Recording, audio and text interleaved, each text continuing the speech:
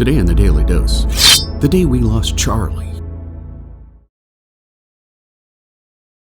On December 22, 1962, a little more than 2 years before the United States' official entry into the Vietnam War, Captain Thomas R. Messick of the 81st Transportation Company led a top-secret mission to Qui Nhon, a 1-hour easterly flight from their Pleiku Air Base in the Central Highlands.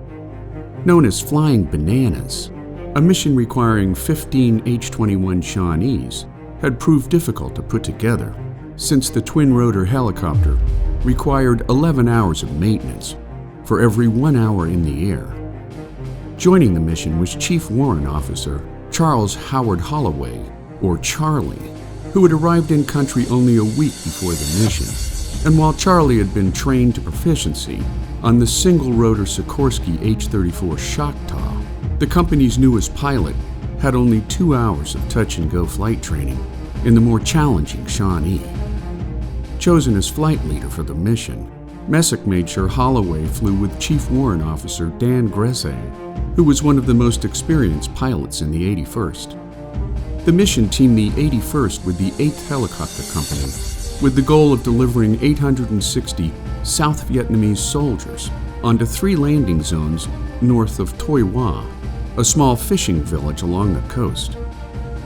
After learning that pre-insertion airstrikes were off the table, due to the belief by commanding officers that such an offensive would alert the North Vietnamese to each planned insertion site, 29 Flying Bananas onboarded 12 soldiers each for a string of insertion missions guided in by bird dog pilots flying in front of each transport group.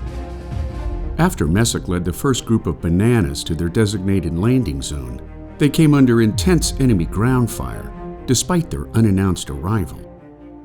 As Gressang and Holloway began to bug out, a bullet struck Holloway on the right side of his forehead, and while his seat harness held his unconscious body from falling forward onto the controls, the dead weight of his feet upon the pedals forced Gressang to fight for control of the aircraft.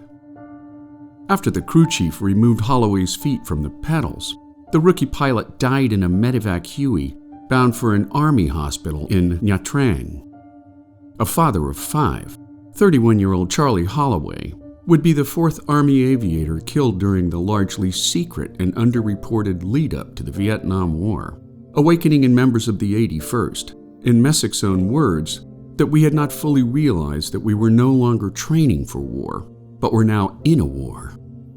On July 4, 1963, Air Base Pleiku, headquarters of the 52nd Aviation Battalion, was renamed Holloway Field, while the surrounding base was later renamed Camp Holloway, making the mission to Toi Hoa an early wake-up call for American fighting men in Southeast Asia.